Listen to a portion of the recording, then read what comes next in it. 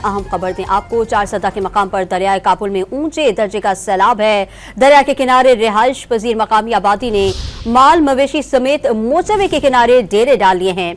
मजीद तफसीलात जानेंगे don news के नुमाइंदे जाहिद इमदाद से। जाहिद बताएगा क्या तफसीलात हैं।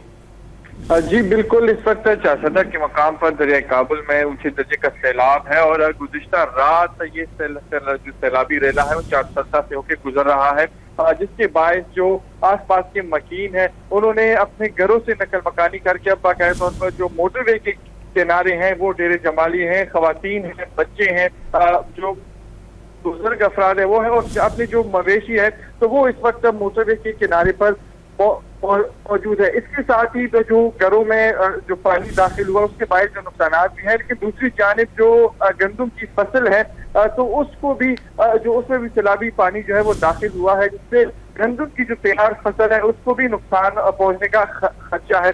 तो यहाँ पर जो इस वक्त सैलाबी रेला जो है इस वक्त भी चारसदा से दरिया काबुल है उसका सैलाबी रेला चारसदा से होके गुजर रहा है, जिसके बाद जो आसपास के मकीन है तो उन्होंने मोटरवे पर इस वक्त डेरे डाले हुए हैं।